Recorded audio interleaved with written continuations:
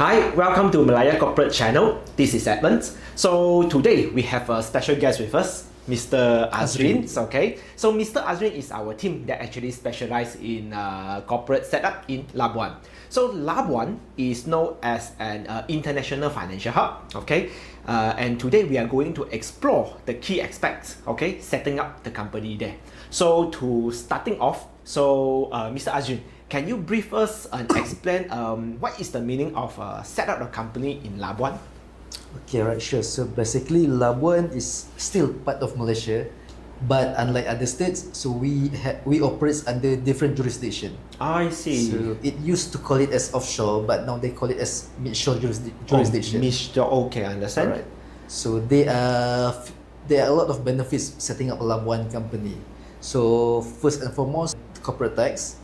So for example, the corporate tax in Malaysia, I think starting from 17 to 24%. So but Labuan, our tax is 0 to 3%. So we operate under Labuan Business Activity Tax Act.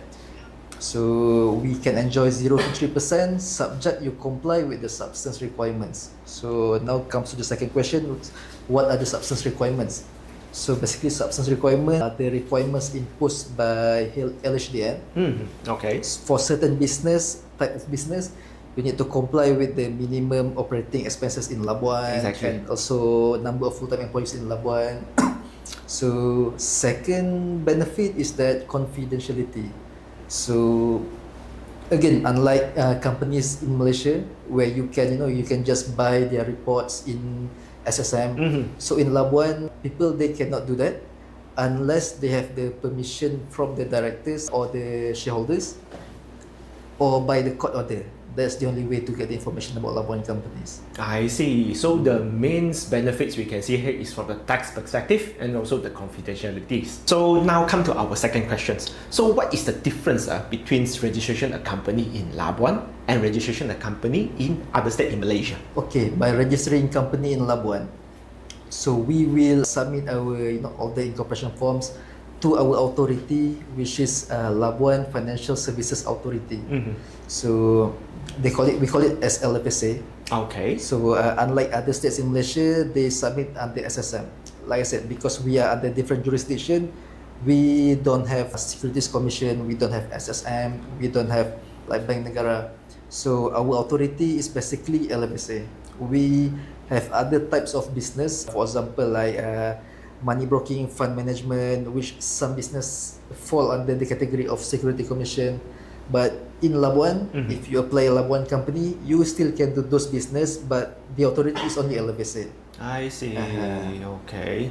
So this will be the main difference registered in Labuan and other states in Malaysia. Okay, so come to our number two question.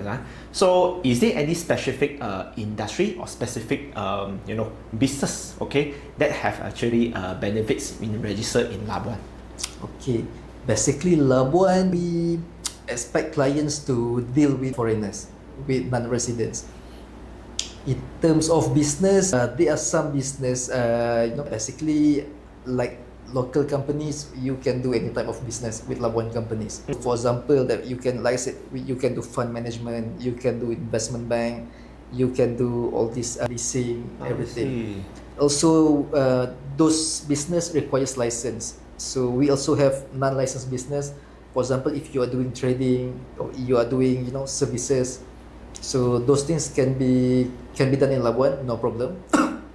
So come to our number 4 questions. Okay, we would like to know, okay, if let's say a customer that would like to interested to set up a company in Labuan. So basically, we want to know what is the requirements, okay, the standard requirements, okay, in order to set up a company in Labuan. Okay. Like the local company in Malaysia, so you need to have capital, you need to have number of directors, shareholders. But with Labuan, you can start your capital as low as $1. Oh, as low as $1, Yep. okay. Alright, so there are no minimum number of directors or shareholders. You can use one, and it can be the same person, the directors and the shareholders. And also it can be fully owned by the foreigners. You don't need any local participation in this. I see, I see. So basically, the requirement is not that strict, not that difficult. Yes. Okay. So of course, if you'd like to find out more, okay, of course, do contact us as well. Okay. So last questions. So if the entrepreneur want to register the company in set up a company in Labuan, so are they need to go to Labuan's, okay, be present in Labuan's, or they can do it in other state in Malaysia as well? They can do it anywhere in the world. They don't even have to come to Malaysia for that.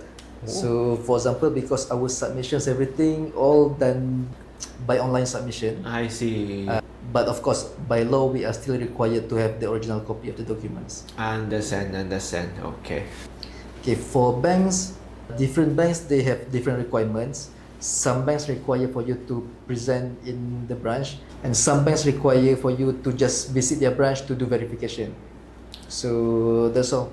I see. So, okay, thanks, Mr. Azrin, for the sharings, okay, and insight about the company setup in Labuan.